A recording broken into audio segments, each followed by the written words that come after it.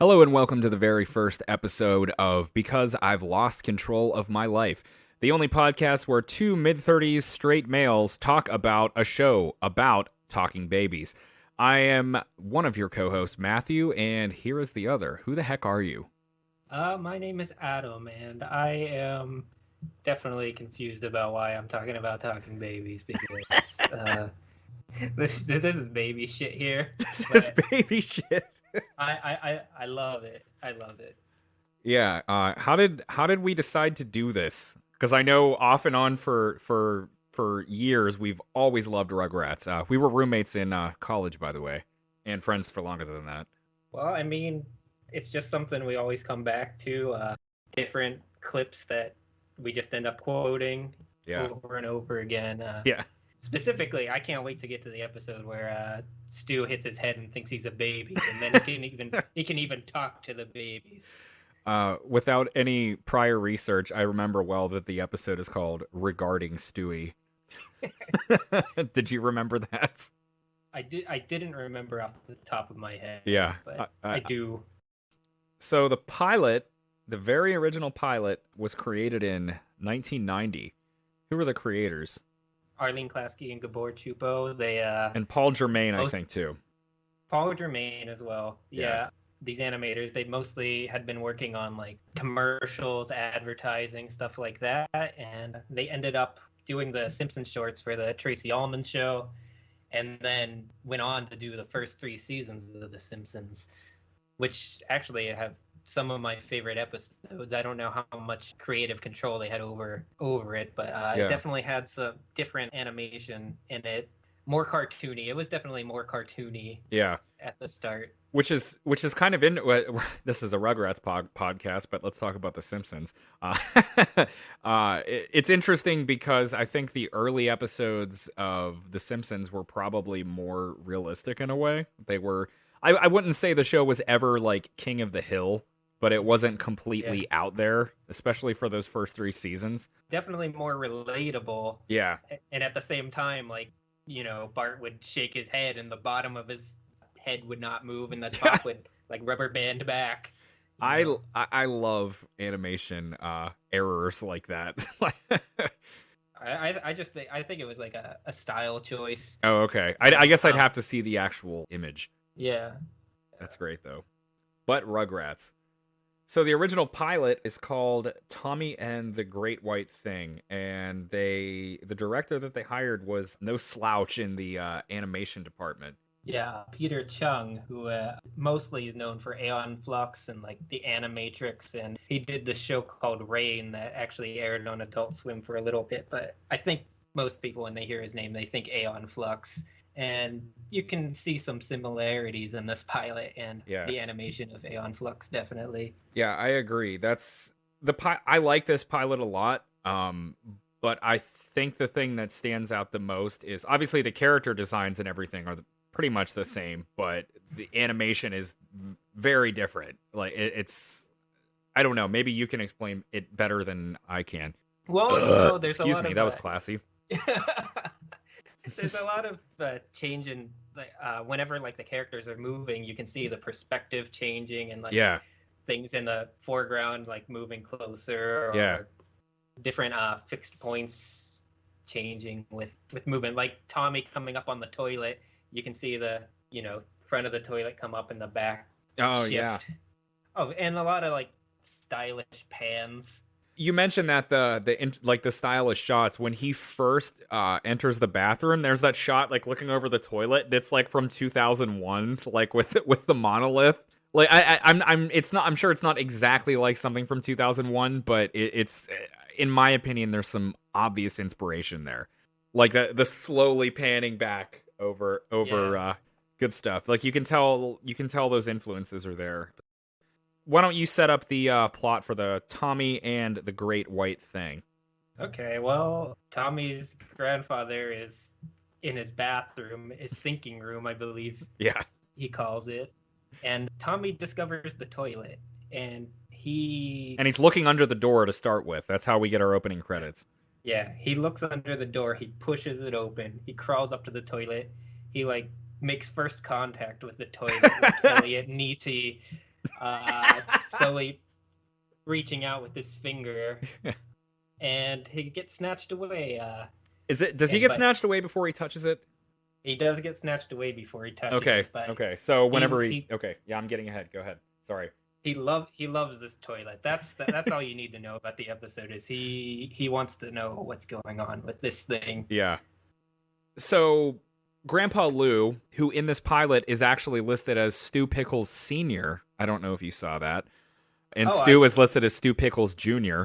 Grandpa grabs him and says he was about to belly flop into the toilet. And Dee Dee, Stu Jr., and two other characters who never again appear in the show are drinking coffee and talking around a table. And it seems it seems almost like they're maybe a little bit unconcerned. Like they're like, "Oh, thanks, Pop," or something like that. And then they go back to chatting. Like, are they supposed to be worse parents and Grandpa's the responsible one in the pilot? I mean, that's like the general theme of this series. These parents let their children almost mangle themselves over and over again. Yeah. Cause millions of dollars of property damage, I'm sure. Yes. Okay, so anyway, Grandpa snatches Tommy and puts him in the playpen with Phil and Lil and walks away, and then for the first time, we hear the babies speak. Yeah, and I'd like to make note that I don't know how long they do commit to this in the series, but the babies wait explicitly for the adults to be gone before they start speaking, like they're the toys from Toy Story or something. Like they're perfectly capable of speaking English right now, but they do not want the adults to know. Yeah, that's and there are definitely episodes that later where they'll be in someone's arms and they'll be talking to each other, or they'll be in a stroller or something like that, and they're definitely not waiting for the adults to walk away. Yeah. For all I know, they only commit to that for the first 2 episodes. Yeah. And maybe for like the next few, they don't even have the opportunity to do so. Like it's more focused on the babies or. Yeah. Yeah, he's sat down in the playpen with Phil and Lil, who are recurring characters voiced by Kath Sushi. In the pilot, he's not voiced by E.G. Daily, who he is voiced by for the rest of the show. He is voiced by Tammy Holbrook. I've got it written down here. Tammy Holbrook. Yeah, I believe this is the only time she voices anybody on the show, really. Yeah, that's it for Rugrats. Actually, no. I am on IMDb now. Tommy and the Great White Thing, Baby Commercial, and Little Dude. She does the voice of Pamela, who I'm not sure who that is. I'm sure we will get there eventually. And At the Movies and The Slumber Party, she is the voice of Squeaky Bear, although she is listed as Tammy Pfeffer. Okay. So, and she actually doesn't have many other credits other than that. Mighty Mouse: The New Adventures, it literally just says voice. It doesn't say what voice for 6 episodes. There's another one, something called Hot Moves, where she plays someone called Sissy. Let's take a look and see if that's an animation. No, it's a comedy, and it's a boner comedy. So, which is an official genre. But yeah, that's interesting. I wonder why they chose to not continue with her. That's the most jarring thing about this pilot, after having watched it for years, even more than the animation, is just hearing Tommy with a different voice. Yeah, it's definitely strange. Real Rugrats heads will note that Phil and Lil's parents aren't in this episode. There's 2 unidentified characters who I think Matthew previously mentioned who are speaking with Tommy's parents, Stu and Dee Dee. Presumably, they're supposed to be Phil and Lil's parents. You would assume. And I would assume even more so because kind of in the background, you can hear Stu go rambling on about, he goes, "Anyway, Tommy's a brilliant kid. Smartest one I've ever seen. No offense. I mean, Phil and Lil aren't." And then I can't understand what it's saying. The music kind of cuts in. But Tommy's got a little something extra. So, yeah, he's in there bragging about how smart his kid is, too. Yeah. And, doesn't want to offend them by saying that Phil and Lil are dumber. So. It's really funny thinking about what I said earlier, that they seem more unconcerned than later in the series, and yet he's bragging about Tommy. How smart he is. Yeah. I mean, he is pretty smart. Like, Yeah, I for think he sure. already busts out the screwdriver in this one too a little Hmm. later to escape his crib. Yeah. Um, I don't know. I think I saw somewhere that that couple may be based on the creators, Arlene Oh Klasky yeah. and Gabor Chupo. I can definitely kind of see it with the Gabor guy. He's like a little elf man. Gabor Chupo, Little Elf Man. If we ever get popular enough with this podcast to make T-shirts, I'm saying it right now on the very first episode. Little Elf Man with a caricature of Gabor Chupo is going to be the first one, even before a logo. Yeah.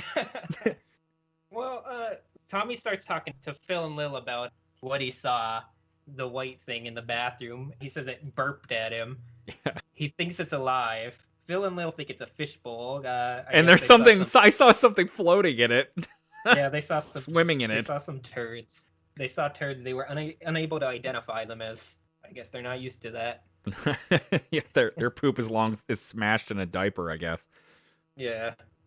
These are the kind of conversations that come up when you talk about Rugrats. Eventually, it's later on. They're putting Tommy down to bed. Dee Dee and Stu are going to bed. Tommy pretends to fall asleep. You can see it, his eyelashes on his eyes as he's closing. It's like first person, like Peep Show or something. Yeah. And He there's that grabs the awful mobile screwdriver. music.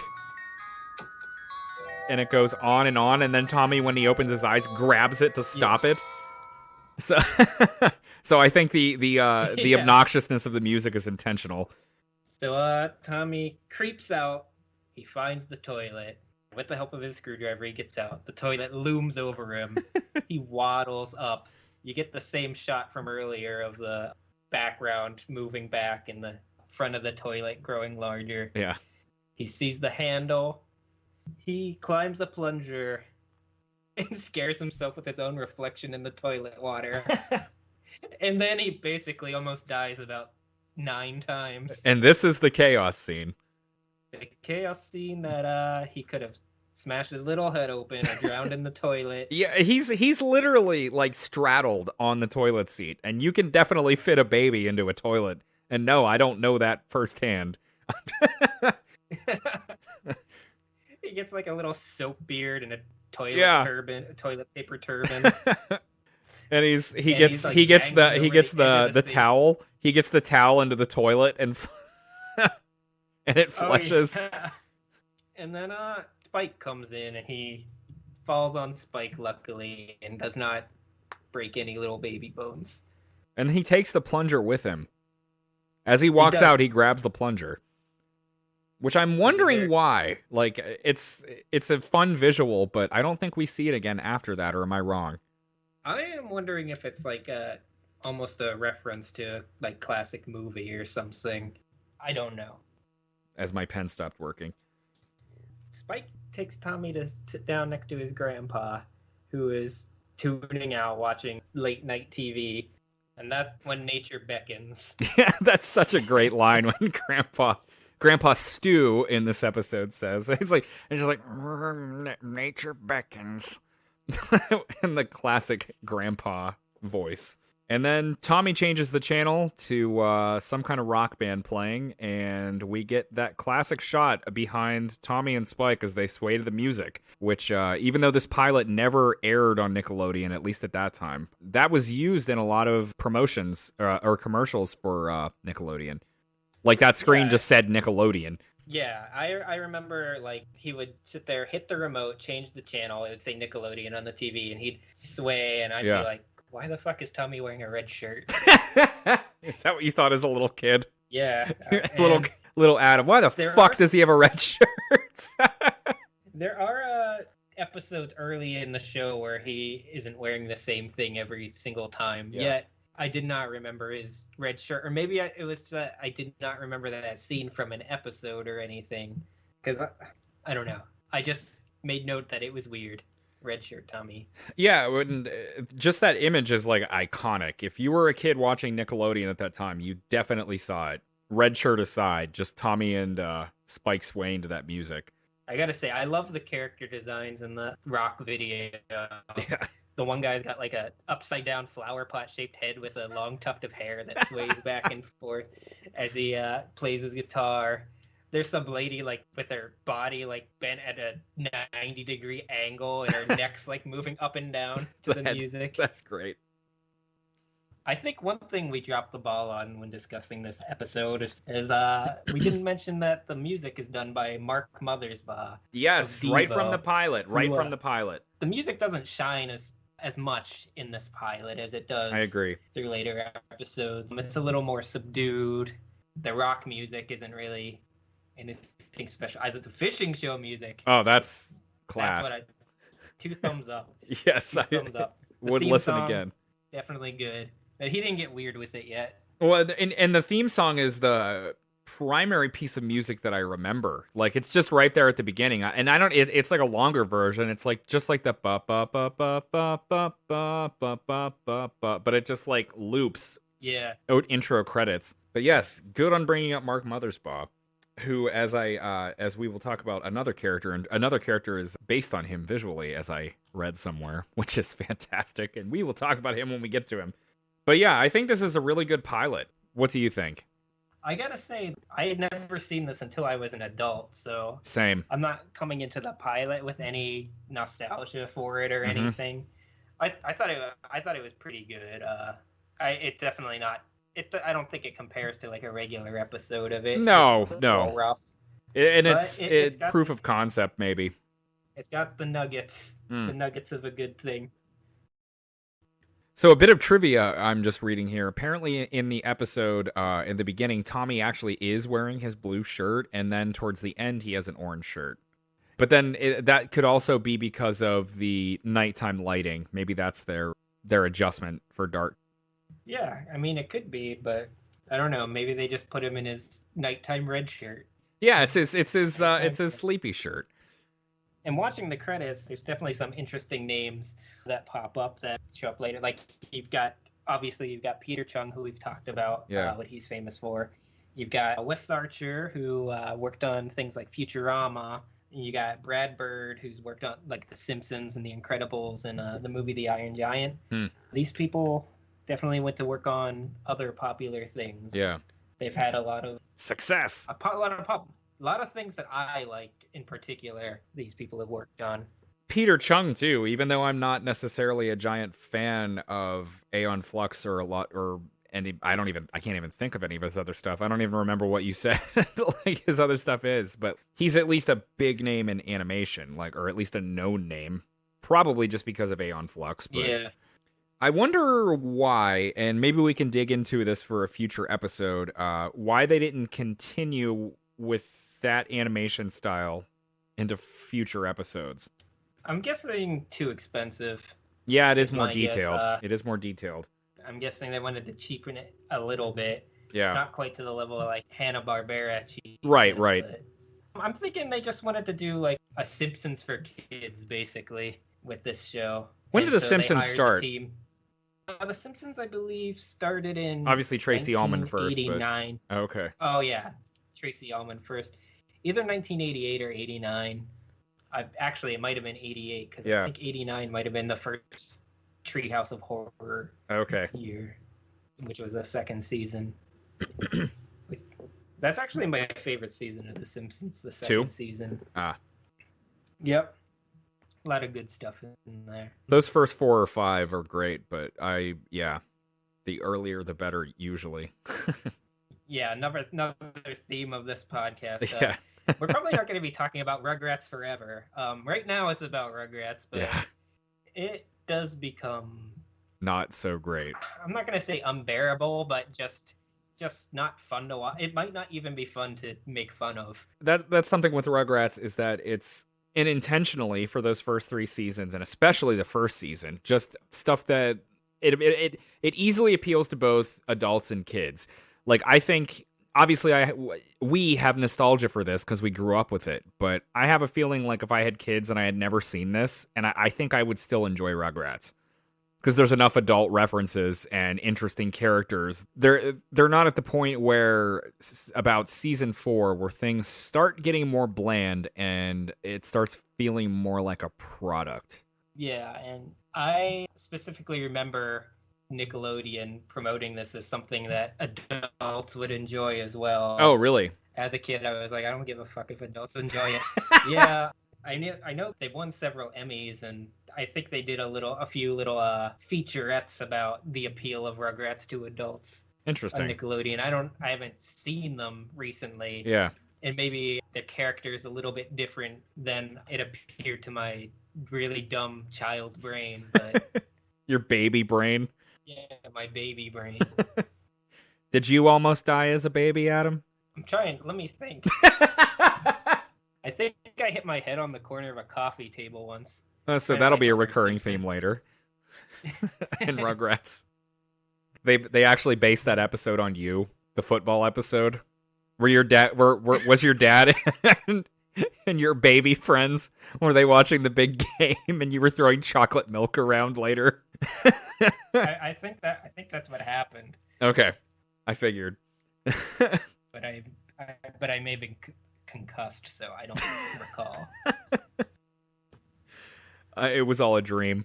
So before it leaves my head, something that I was reading, I was kind of trying to do like a little bit of last minute research for the episode about like the creation. And I'm sure we'll talk about it more, but something that came up, do you ever see these crazy theories that come up that people have about shows and how they're like ultra dark and stuff like that? Oh, yeah. I found one. The link is on teenvogue.com of all places. This theory apparently started on Tumblr, and it's called Rugrats Never Happened. And the speculation is that all the kids were made up by Angelica to cope with her absentee parents. And this next section I'm going to read to you is an actual quote. None of the babies in Rugrat actually exist, but they are all instead figments of Angelica's imagination as a result of her parents' negligence. Chucky died with his mother, which explains how much of a nervous wreck his father is. Tommy was a stillborn baby, which explains why his father Stu was always in the basement making toys for the son he never had. And finally, the DeVilles had an abortion. To compensate for not knowing the sex of the baby, Angelica invented twins in her head, one boy, one girl. And Arlene Klasky has acknowledged it and said, a lot of people believe that conspiracy theory, and no, it's not true. That's... I mean, this is just like one of the things people like to make up. Yeah, exactly. Like this is like a dumb guy thing, dumb kid thing. Yeah, and it's on Tumblr. I like the idea of Stu. I prefer the idea of Stu working down in his basement to reanimate his dead Frankenstein. Stu down in the basement sewing on a baby foot, and all of a sudden you hear doorbell, doorbell, doorbell. Oh boy, that's good. Doorbell, doorbell, doorbell. Another thing we haven't mentioned is that they're about to reboot Rugrats again. Yeah. They actually just released a little clip of the show, and it just kind of looks bland again. I mean, yeah. It's looks like cheap CGI. I don't know. I don't want to burn any bridges necessarily, but it seems like the last decade or so, anything Klasky Chupo does has been kind of phoned in.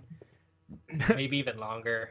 That was just like a off the top of my head long time number. And if Arlene Klasky or Gabor Chupo ever listen to the show, we do want you on the show, and we love you very much for its creation. So I mean, don't close the doors on us. You deserve any money you get. Yeah, for making this and early Simpsons, and especially those two. There are other things. There's first 3 seasons. Yeah. Didn't you say the first 3 seasons of The Simpsons too? First 3 seasons of The Simpsons, yes. So it's the magic number plus Tracy Ullman. Yeah, and they ended up getting fired from the show. From Rugrats? No, from oh, Simpsons. Okay. I'm sorry. I was gonna say an article that I read that was linked on Wikipedia. I mean, it seemed legit, but it wasn't very detailed. Huh. Basically, it said that the Gracie Film Roman. Film Roman. Yeah, I think Film Roman. It was Film Roman.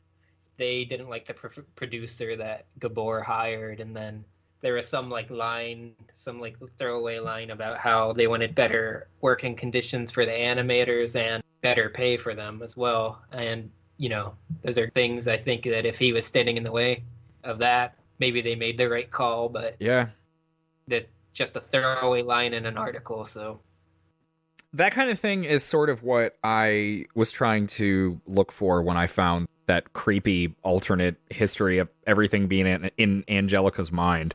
So maybe that's something I think we should definitely dig into for future episodes. So stay tuned to you theoretical listeners out there. So Tommy grows up a little bit. He's learned what toilets are, or at least he's learned to not interact with the toilet quite as much. Yeah. And that's because he's turning 1 year old in the next episode. Tommy's first birthday. Speaking of Tommy being born, I read somewhere that he is actually supposed to be a premature baby. And that is why the creators consider him to be so brave, is because he's supposed to be a fighter because he was born premature. And that is something I read from the creators. So that's interesting. Okay. Yeah. That reminds me of a line I wanted to... I don't have it written down in front of me, but... Yeah. To the effect of... It's Peter Chung saying that they did not want the babies to look cute. They wanted the babies to look strange. Yeah, I'm glad you made note of that. That's a great line. Tommy is a very strange, lumpy baby. There are moments in the first season, and there are a few I've made note of in Tommy's first birthday, which was the first episode to actually air on Nickelodeon, where Tommy's face and his reaction to things, or like the way he smiles, it just makes me just laugh my ass off. I rewatched Tommy's first birthday a couple hours ago before we decided to record, and that happens. You have the title come up that says Tommy's first birthday. It goes away, and then it starts with his eyes opening, right? And they Dee Dee and the same thing with the eyes opening and everything. Yep.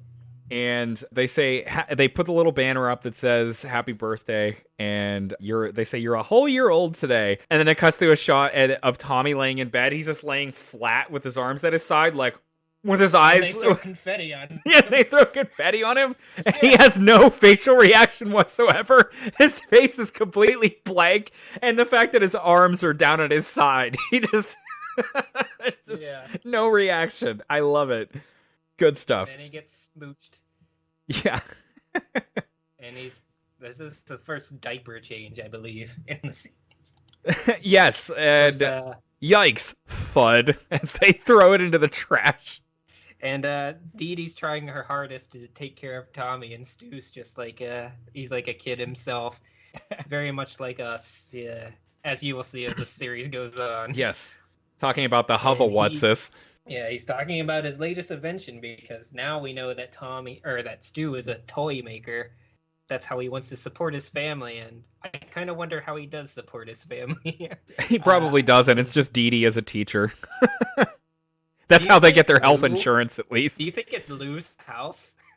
Are they living in Lou's house? Oh, man, I never thought about that. In my mind, he was just, like, living with them because he had nothing else, but it's probably actually his house. They're living off of his retirement. And yet he's completely put upon. We'll learn some things. Yeah. Lou, not Stu. Yes, Pickles now Sr. Lou Pickles is Tommy's grandfather.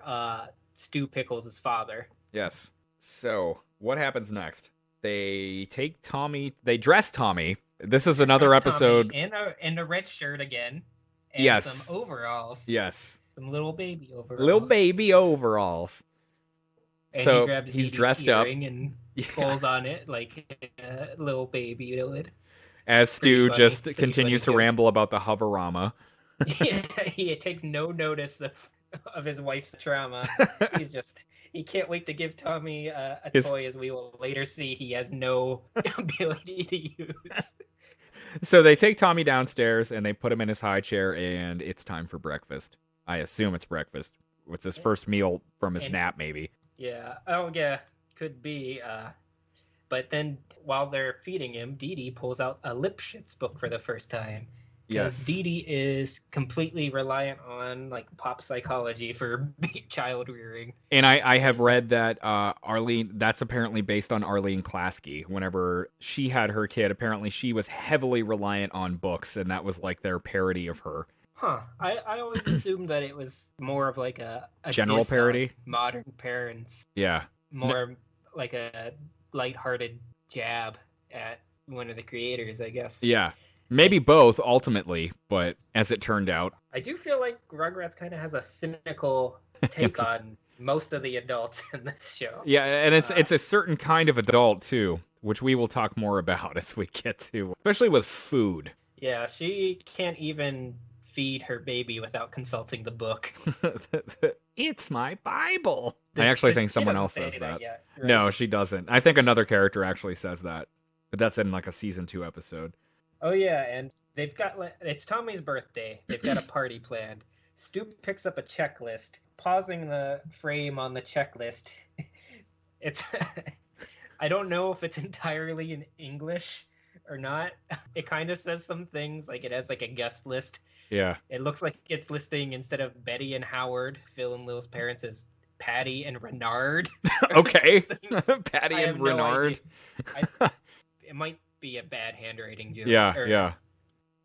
They probably just didn't put too much thought into it, really. Still it's funny. Just a checklist. They didn't think we'd have the ability to pause and have it not look like shit.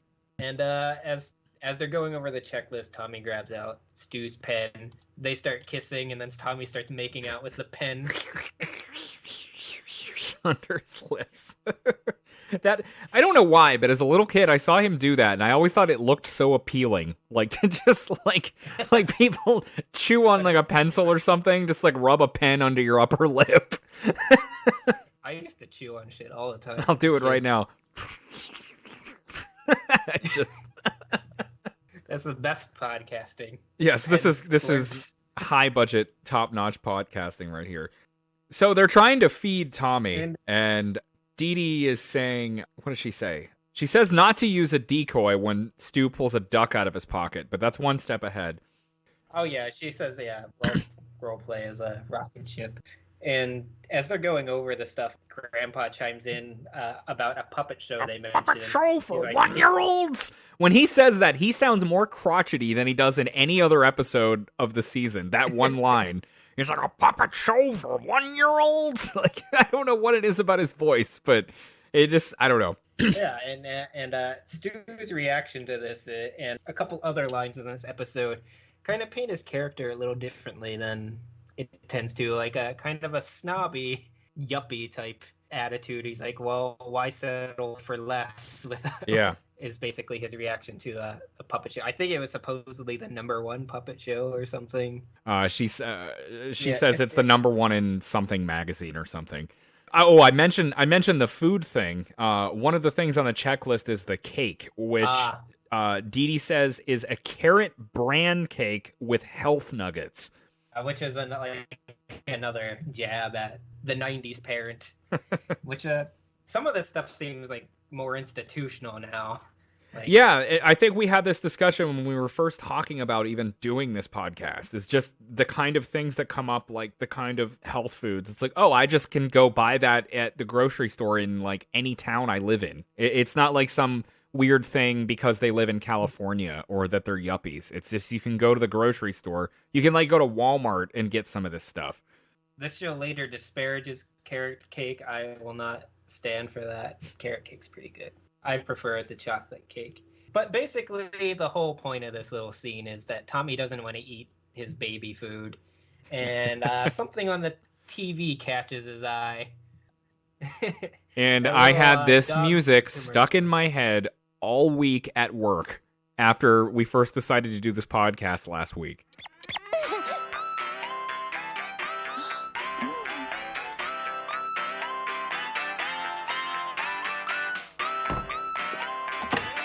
Husky's choice. He'll run faster and jump higher. So good, you'll almost wish you were a dog. And Tommy sees this dog food commercial, and they talk about how the dog will love it. And then old so good, you wish you were a dog. Yeah, you wish you were a dog, and this puts into Tommy's mind that dog food will make you a dog. And at that moment, they decide to, let's just listen to the clip. Here's your chance. Lunge. Oh no, my favorite shirt! Yeah, that favorite shirt being a $75 shirt, which... Giorgio Laurenti. Giorgio Laurenti. Is that a real designer? It sounds like it might be real, or it might be that Rugrats is so ingrained in my brain that I assume Stu Pickles' designer shirt from 1991 in a cartoon is a real brand. But yeah, I've never had a $75 shirt. I don't even know what brand of clothes I wear, period. I tend to wear t-shirts. I guess I still dress like a child. Or do we count as millennials? Oh yeah. Yes, we are very old millennials. Okay, are we like at the cap? Almost we're like senior 34. Yeah, 34. Is that the the cutoff? I think it's maybe a year or two older than that, but okay. It's pretty close. And Tommy gets out of his little high chair with the screwdriver again, which is taped to the bottom of his tray. Tommy might be the smartest baby that Stu has ever seen. That might be true. So, sorry I went quiet for a second there, but I went to an inflation calculator. $75 in 1991 money today is $144. So that is a 92.1% inflation. They were apparently making some kind of money, unless that was just like Stu's one Christmas present one year. He has a ton of money to build a hover device for his baby in the basement. My dad bought me this shirt. I think that's kind of a reference to something later. I don't remember the line. But basically, yeah. Stu has money. He doesn't need to work. He can just sit in his basement and make broken shit. You got to think at some point that maybe we're thinking too logically regarding a cartoon about talking babies, but you got to think at some point maybe he sold something. Or maybe Dee Dee is just at some really, really high-priced private school, which I don't think that she is. Or your theory that it's really just Grandpa Lou's house and he takes care of everything. All possibilities equally plausible, and I don't think it ever pans out one way or the other. This is just a show for kids. Kids don't give a shit about that kind of thing. One last note about the shirt. Well, Tommy gets down with a screwdriver and drops out of his high chair. And they're saying if they get to the stain quick enough, they can get it out. And Stu yells, "Hurry, Dee Dee! Every moment counts." Another quick little thing that I just thought was interesting. I don't think most people would even bother to take note of it, but after Tommy's done sucking on that pen, he puts it right back in Stu's shirt pocket. There are lots of little great moments like that. Like that, it doesn't mean a damn thing in the storyline, but just little touches like that if you weren't looking, you might not notice. Or you notice, but you might not have noticed, but your brain did. Thanks, Mr. Plinkett. So the first thing Tommy does whenever their back's turned is he gets out of his high chair and he crawls toward the dog food, but his Grandpa Lou stops him. And he's like, "You don't want to eat that stuff. You got perfectly good food over here." What you want here is some of this. Cut to shot of bowl of food. He's like, I see your point. Bill and Lil show up with their parents. Completely different people than the first episode. Yeah. Betty and Howard. Yeah, we've got a caricature kind of a feminist in Betty. Yeah. She's even got the symbol for female on her sweater. Yeah, whatever it is. And we got Howard, who is the put-upon husband. Little man who, in the frame I'm looking at right now, has very big thighs. I feel like he's immediately put upon, too. He's holding Phil and Lil. Yeah. Chucky's attached to his leg. And speaking of the character that is based off of Mark Mothersbaugh's appearance, that is Chucky. And I thought, what? And you look it up, it made me laugh looking at them side by sides. Little Chucky, voiced by Kristen Cavanaugh, who also did things like Dexter's Lab. She did Dexter. She did Babe the Pig in the first movie. Oh, okay. Second movie was E.G. Daily, so it went from Chucky to Tommy. I believe she retired from voice acting before they even rebooted the Rugrats again, so she is not the voice of Chucky through the entirety of the series. Oh, so she's not even beyond season 3? I don't believe so, but that actually makes a lot of sense now. She didn't go on too far beyond. Yeah, the sad thing is that she unfortunately died of cancer in 2014. Tremendously talented woman. Yeah. I loved a lot of her work. She was also a Ablina on Real Monsters and other classic. That's right. That's right. And we've got, I didn't even mention other things that E.G. Daly's done, but off the top of my head, my favorite thing is she is Dottie in Pee-wee's Big Adventure. She's the little bike shop clerk who is infatuated with Pee-wee for some reason. I feel like that'll change like the way that I view that movie. Like, I don't know why. Maybe just because I haven't seen or thought about that Pee-wee's Big Adventure in a long time, but I feel like I need to watch that again now, just even to search for her. Dottie, I'm a loner, a rebel. Paul Rubin. Oh, Betty's also cats who see the same voice actresses. Phil and Lil. Howard, I don't really know too much about his work. He's voiced by Phil Proctor. Yeah. Which, speaking of which, we mentioned the reboot, which is supposed to be coming out this year. Apparently, Phil Proctor, you said? Yeah. Apparently, he has not been asked back to the reboot, and it has been said that there will be a lesbian character on the show, and the obvious choice is Betty.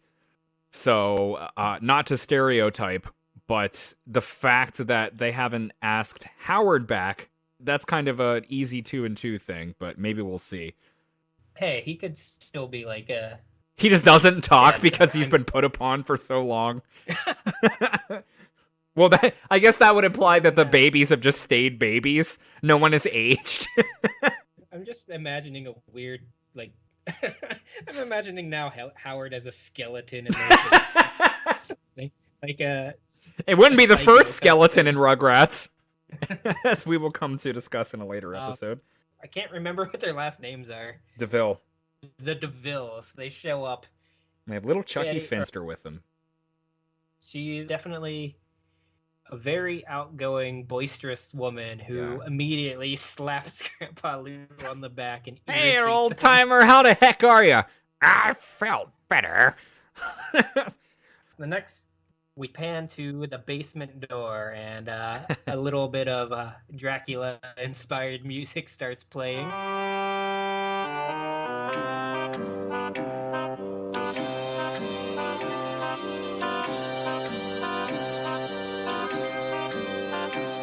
Tommy's gonna love this. Great Mark Mothersbaugh. Yes, tremendous Stuff here. This might be like the first bit of music in here that shines. Besides the dog food commercial, the first bit of music that stands out. Stu's down there working on his birthday gift for Tommy today. A hoverama. It's some sort of floating remote controlled thing with 300 pounds of lift. It sounds like he's basically inventing things for industrial use that he's giving to a baby. If it has 300 pounds of lift, does that conceivably mean that like he could ride on the back of it if he wanted to? Yeah, easily. I mean, him and somebody else could ride on the back of it. This thing is it's not for babies. I don't know what he's thinking. That's so good.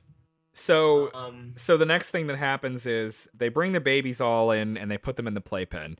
Betty makes the line, "Frisky little critters, aren't they?" And they're just like running around playing with balls, whatever. And then we hear Spike, their dog, growling outside. He's thrashing a teddy bear around, and they say, "Oh no, he's going to tear that thing's head off." So they run outside to stop him. And I actually timed this. 5 minutes and 40 seconds into the first episode is when we first hear the babies talk. And they they look around to make sure no one's around. And we get close-ups of all their faces before they talk. And then Tommy, like in the last episode, brings up what's on his mind. He wants to be a dog. He wants to eat the dog food. Dog food. And they all list about how great it is to be a dog. I mean, you can sleep in the flowers. You can poop all over the lawn. A quick note before we advance the plot. Tommy's voice here is raspier than it is later.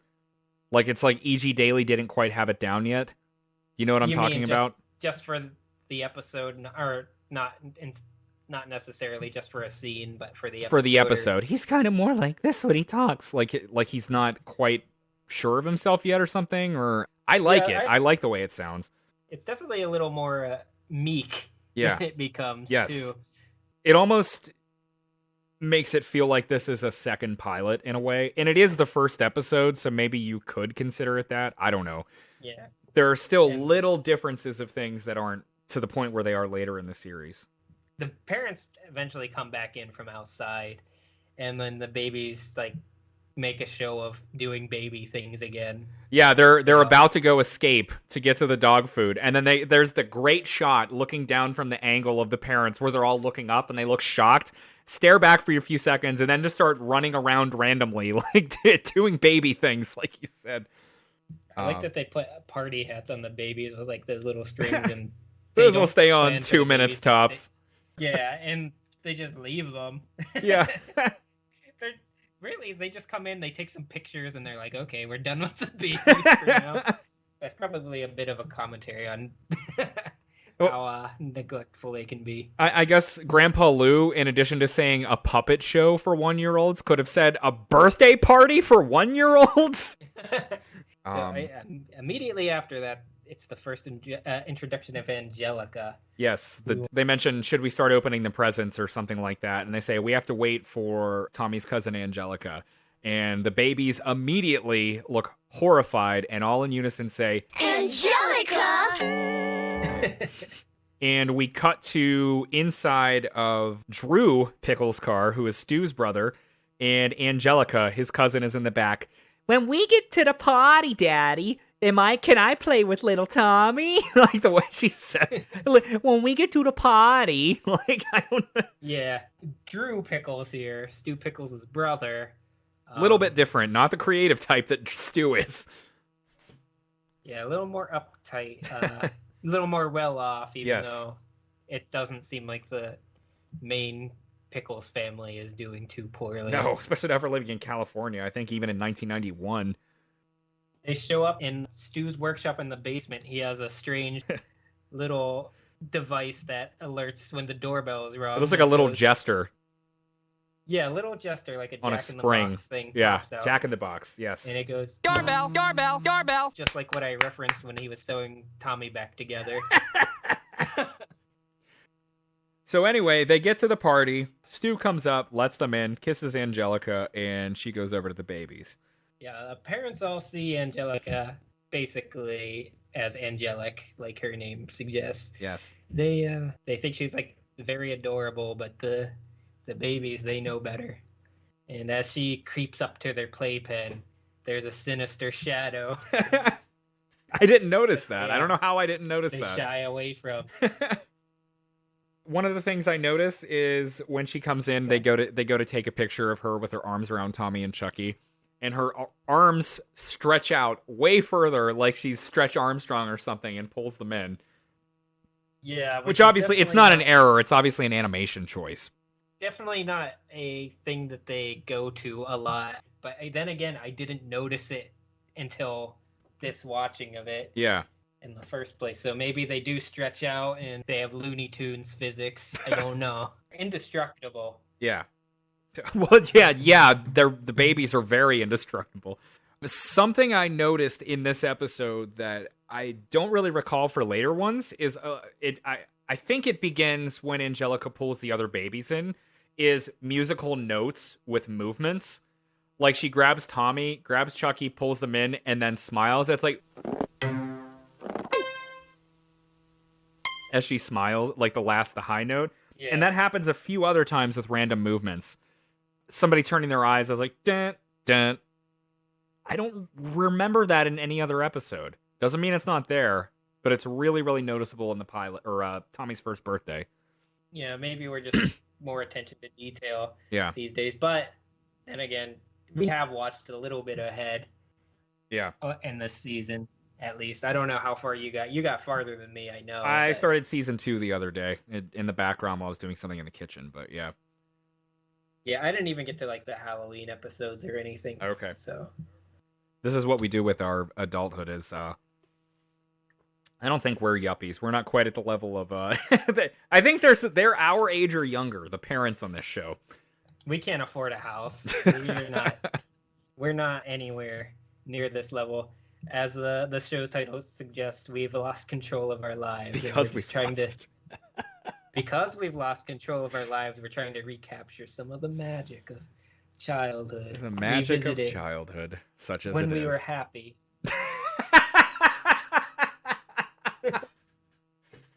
Back when we were happy as small children watching Rugrats. So at some point around this time, they explain the dog food thing to Angelica. And then she's in. And then she says, can I even bite the mailman? Yeah, unlike, she starts bullying them, but she's immediately, unlike a lot of episodes, she's immediately trying to help them rather than hinder them, as she does in most episodes of the series. But before they can go to get to the dog food, we are introduced to Tommy's other grandparents.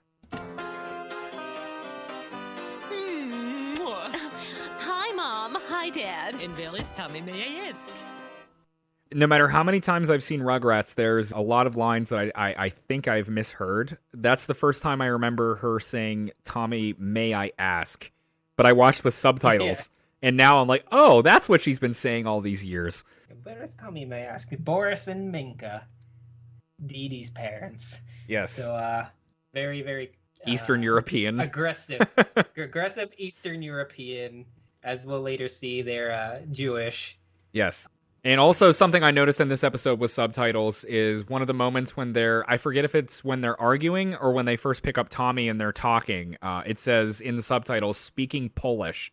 Ah, so specifically Polish. Specifically Polish.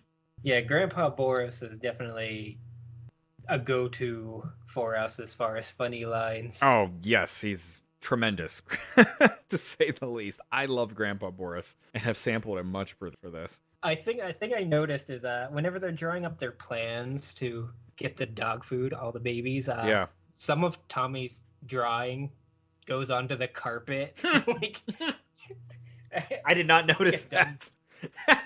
Something a baby would do. Yes, that's great.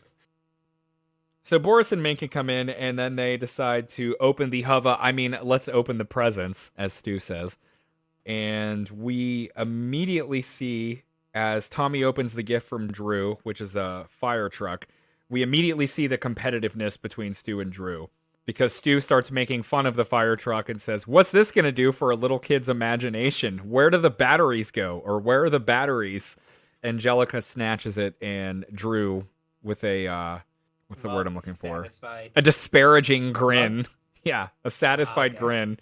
We get to the big reveal, I believe, of Tommy's present from his dad, which is the Hoverama, to which Grandpa Boris says, What is that thing?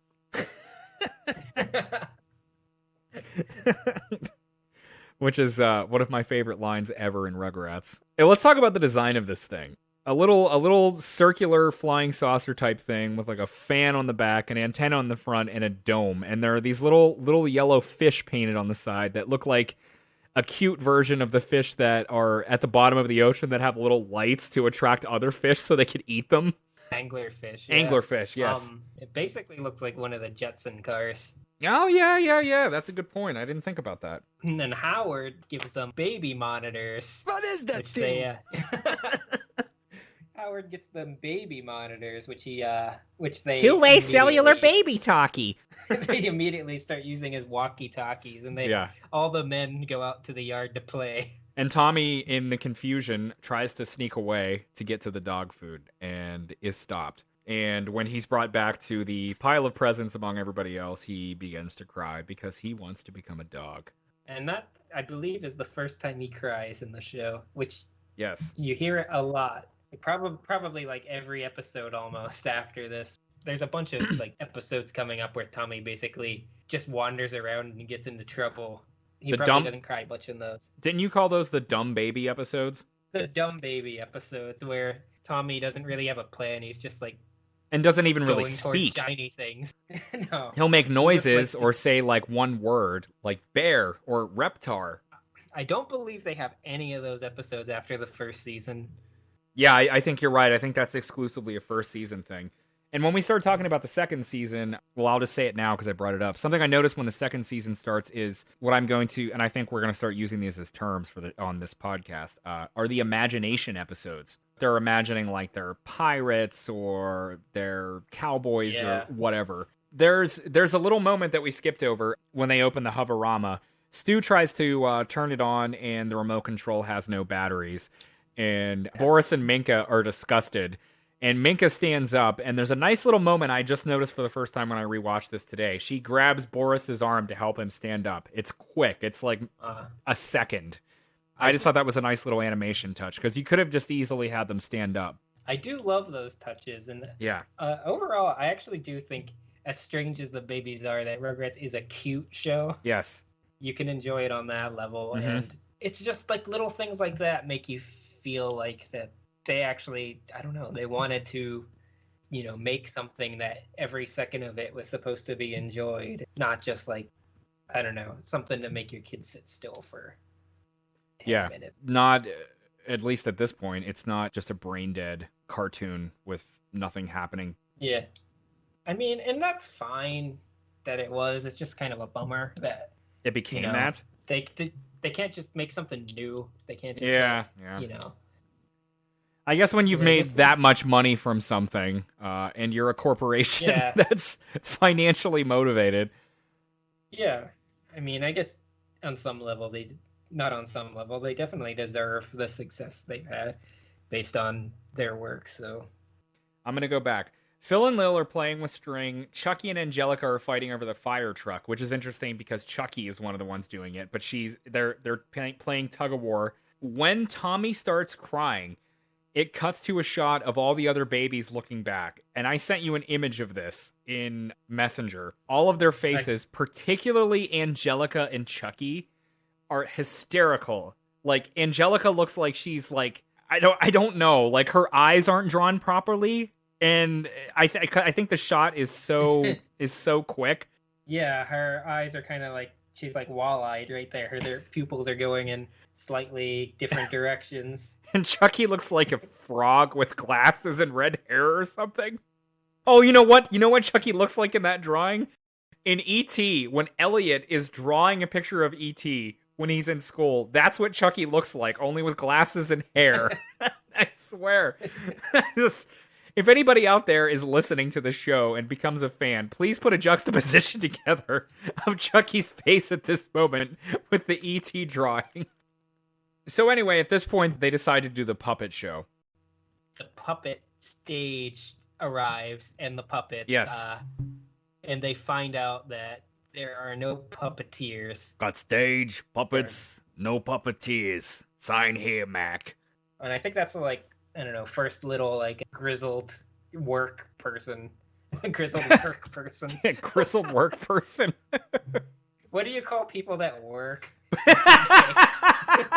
People that don't have that actually work for a living and don't have office jobs. Blue collar workers, I believe. And let me set the record straight. I actually have a job every day where I grind my bones into a fine powder to make my money. I'm the lazy one who sits at a desk all day. How unfortunate. Now I feel ashamed of myself. because the co-host of this show grinds his bones into dust for a living. Because they have no puppeteers, Stu suggests that he and Drew do the puppet show. And Drew is incredibly reluctant, and and they implied that there was they heavily implied that there was some extreme violence between the two the last time they tried to do a show as kids. Stu says something like, he sees almost perfectly out of that eye, and I can use this arm, or whatever he says. Yeah, he says, my arm healed, and Drew can see almost perfectly out of that eye. So good. And this puppet show, we gotta fight the urge to just verbatim do every line. Improperly stated lines from some very, very well-known fairy tales. Stu particularly has very weird, I don't know, accents on his words. Like a Little Red Riding Hood. Little Red Riding Hood. It's like our friend John when we played Dungeons and Dragons in high school. Instead of saying gold pieces, he said gold pieces. We haven't talked about the voice actor for Stu, but what a great job. This is the country crock man. Yes. He sensuously caressed his wife's hands on screen. He was just a pair of hands with a lovely voice. While Jack talking Riley. about butter. And if our intro to this show, that scream is his famous scream. What a, what a great scream. How many screams in television or movies are better than that? I mean, like some close contenders probably. Yeah, Homer yeah, Simpson for sure. Scream. That's definitely a good one. I think Stu's better. Stu's scream is a lot funnier. Yes. He doesn't seem like as dynamic of a voice actor as like Dan Castellaneta, so I think something about the way he nails the scream really. Yeah, well, his voice as Stu is the exact same as the Country Crock guy. I think that might just be his voice. Yeah, it's but, probably just he just has a good voice. It's a good voice. It's fun to listen to, Yeah. and it's very funny. I think he's a good actor. I just don't think he's not like a Billy Weston here, you know. Has he ever been on camera in anything? Do you know? I mean, on IMDb, there's a picture of him here. Okay. So I know what he looks like, but yeah, I don't know. I think he's acted in things. I think I remember You would looking at his assume. credits, and he was on the Love Boat. Like a lot of people were on the Love Boat. I don't really like the Love Boat. Back to the baby show. They boost Tommy up over the pen, and he goes over to the dog food. At the same time, Tommy enters the kitchen through the swinging door. Spike leaves, and the other babies think that Tommy has, in fact, turned into Spike, because they do believe if you eat dog food, you're going to turn into a dog. They apparently forget what Spike looks like. 'Cause Yeah, or it's the first time they've seen him or something. Tommy, he's a Can't dog be. already! Well, obviously, if Tommy turned into a dog, he'd look exactly like the dog he owned, his family. That's logical. That's logical. I believe that's actually in like a physics book somewhere. But Tommy says, I never was a dog. At that point, I believe it's at that point when they spot the can of dog food on top of the cabinet. And Angelica boosts Tommy. They get up on the counter, and I think she's standing in like a cake mixer or like a mixing bowl for like baking. Tommy can't quite reach it, so Chucky, of course, wait! That's my Chucky impression. Wait! Pulls. And the massive nerd he is, he knows how to work electronics already. You can tell he's a 2 nerd years old. because he has glasses and red hair. And he's afraid of everything. He's constantly in fear of dying. Well, he must have seen Rugrats because he is. But there's a great shot, a low-angle shot, where he's got his arms spread out, and he pulls the batteries out of his back pocket and then plugs them in. We cut back to the living room where the puppet show is going on, and they're arguing. Stu and Drew are still arguing. Dee Dee's trying to moderate, and the hoverama starts to take off. As it's taking off, we hear Grandpa Boris say, What's the matter with you, Didi? Let the boys argue. it's one of my favorite Grandpa Boris lines. And they're arguing about childhood things. Yeah, it's because you broke my that he never skateboard. let Skateboard! Another great performance. Chucky's almost a natural at flying this hoverama thing, though. Yeah. But not quite perfect, and he ends up knocking over a tower of babies. Well, it's which, not him. It's almost- not him. All he had to do was all the other Phil and Lil had to do was be patient.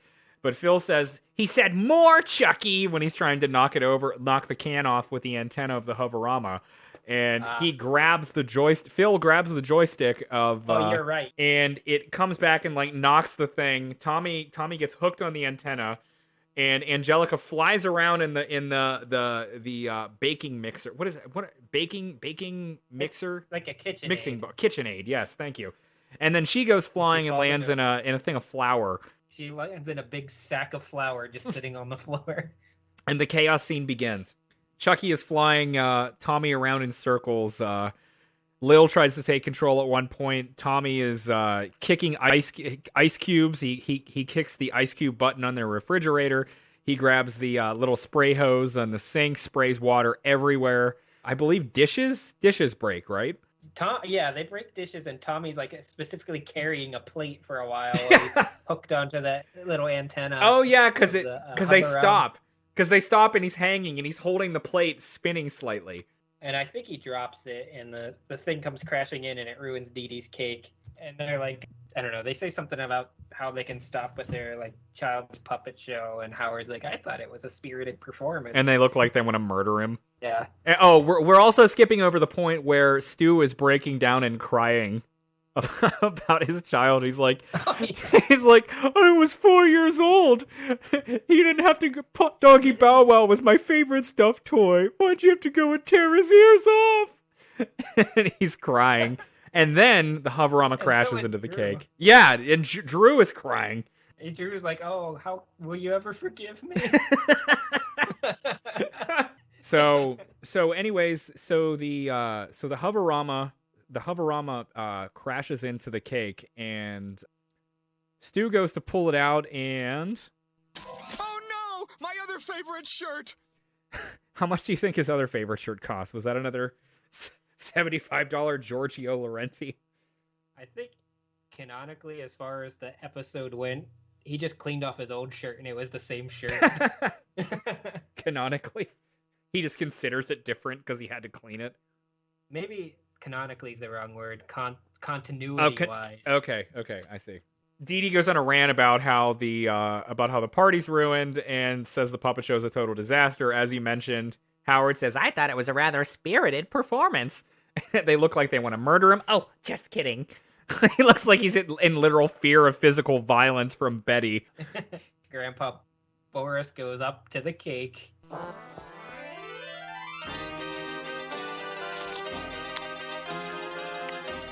What kind of cake is this? It should have been chocolate.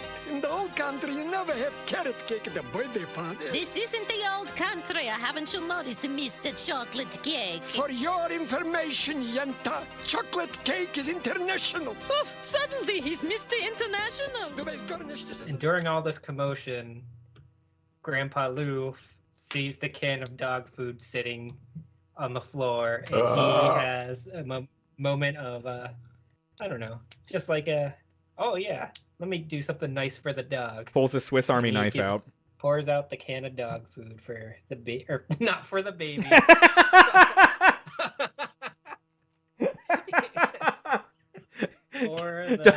Grandpa Lou feeds the babies dog food again.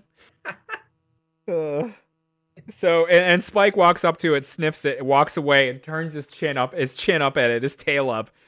The babies go over. They each grab a handful. They all take a bite of the food. They all look disgusted for a second. And something I noticed for the very first time when rewatching it is they're all spitting and looking disgusted, except for Lil, who is smiling and licking her lips like she loves it, which is just another one of those little touches. And you almost don't see it because they're spitting, and the way they have animated it, it looks like they're spitting the dog food like onto the camera. And you know what? I kind of like it. And then the babies all start acting like they're turning into dogs. I feel something. Dumb babies they think they are.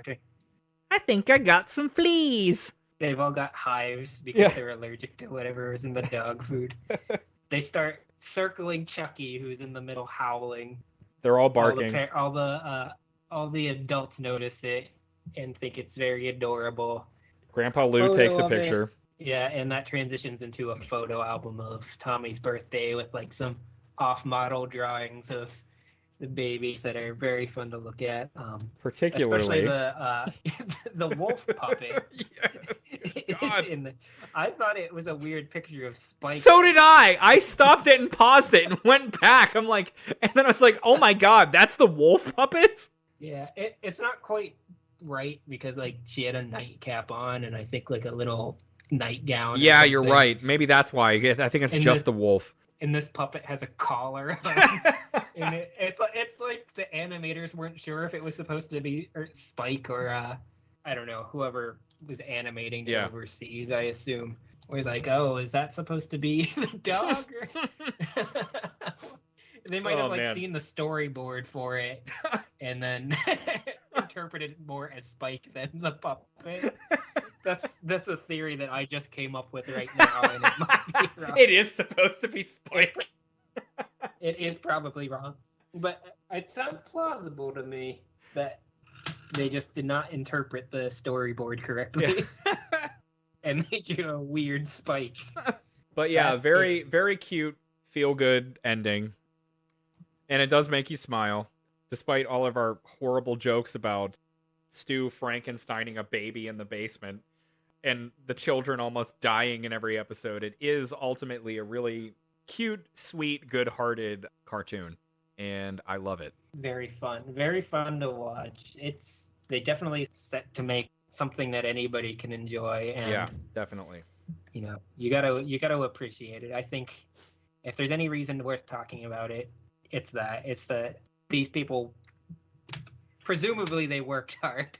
Well, you would think. They just slapped it together. And it became like the most successful thing on Nickelodeon at the time. And that's why, like, whenever they brought it back, they didn't know why it was. I'm guessing it's more that some people probably left, went on to do other things. You know, you hire on new people. Yeah. You kind it's of like The Simpsons or anything. You kind of fall back on what passed before, like in weaker stuff. And that's what you go to. So I was just gonna say that's what is inevitably gonna happen with this. Because there's a distinct difference between season 3 and 4. Because there's what, a 3-year gap, 4-year gap? I think 3, other than specials. But like when they brought the show back and revived it the first time, obviously the character designs are the same and everything, but the animation is different, even from season 2 and 3, where it does become more streamlined compared to the first season. It feels somehow even cleaner than that, in my opinion, for like season 4 on. Yeah, and I feel like as far as this show, my prediction is that the most we're going to be able to tolerate is like getting to the movie. Yeah, what's that? Was that season 5? 6 maybe? Was it? Did they bring it back? Season 4 is when they brought it back in 90. Oh, you know what? The movie is 98. They brought it back 96. So I'm guessing season 6. Ah, shit. 3 really good seasons and 3 seasons of I'm remembering not being as good. We've been shitting on everything other than the first 3 seasons. I kind of hope that we're surprised and there's enough good to keep us wanting to come back. You hope that, and I'm the pessimist. I think it's gonna be worse than I remember. Yeah, you're probably right. And I'm going to. We're probably gonna watch a couple episodes past the 3rd season, and then be like, let's skip to the movie, and then let's skip to the all grown up special. Then it's Doug time, probably. Yeah. Well, and don't forget the revival. When the revival comes back, I say we should definitely review it for this. Probably every episode, I think. My prediction though is maybe we'll just do a short little recap of those if it turns out to be too bland to even get that's a good point. Anything funny or interesting out of it. Yeah. You know, be like, oh yeah, this happened. Yep. Now back to Doug. And for anyone listening, the name of the show, Because I've Lost Control of My Life, that is literally a direct line from a Rugrats episode. Theoretically, we would like to watch every episode of Rugrats, but as we've just been crowing about, that is very unlikely to happen. So at some point, we have previously discussed, once the show starts getting bad, every week we're going to vote to decide whether we continue. Or maybe, if the show is popular enough by that point, we'll have listeners vote. Oh God, am I dooming us for future episodes of the show if we become popular? If it's popular, then shit. I guess it's worth doing. But yeah, I definitely think that if we do those episodes, we're gonna be going off on a lot more tangents. Oh yeah. Like, so on this episode of, so we're on season 8, episode 3 of Rugrats. So this morning I took a shit and then I went to work. How was your day, Adam? we say nothing about it. Oh yeah, we noticed that the baby said something different than they said before in the previous show. That's stupid. I mean, like, you can't really hate it. It's just, I feel like it's just gonna be bland. Yeah, well, that's the thing. Is we mentioned multiple times throughout this episode is that it was a show that appeals to both, appeals to both kids and adults. And for what I remember of the later episodes, it felt more kiddie. And I was a kid, like, 96, like what? We were 10 years old? A little bit old for Rugrats, but I was excited that it was back and watched it. But, like, even then I thought, this is different. It doesn't feel the same. Yeah, I do remember that. And back then, I was even too dumb to realize that The Simpsons wasn't as good. Well, and that's another show we'll probably watch. Yeah, I mean, if people care about our opinions about these babies and want us to go through The Simpsons with similar structure, we probably would end up going into way more detail on The Simpsons, because I think all in all, I've watched every episode of The Simpsons like 5 times more than the Rugrats. Every episode, or to a certain point? No. Don't embarrass yourself. I have a theory that you could take when somebody thinks The Simpsons got bad, use that as a measure of how a measure of their humanity, and if they are unable to distinguish between the newer episodes and older episodes and say it's just as good as it ever was, that's a very good measure of whether they're subhuman.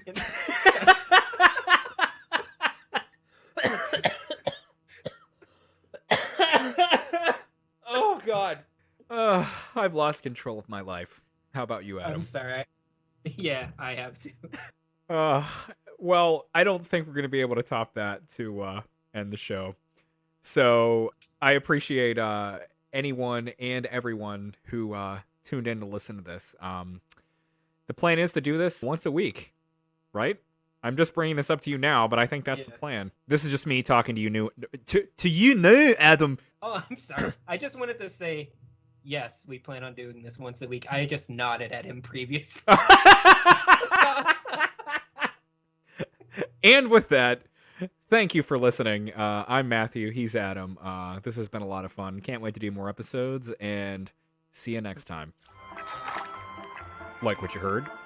Tune in Sundays at 7 p.m. to all of your favorite podcasting platforms, or go to lostcontrolpod.com for new episodes of Because I've Lost Control of My Life. You can also email us at lostcontrolpod@gmail.com. That's lostcontrolpod@gmail.com.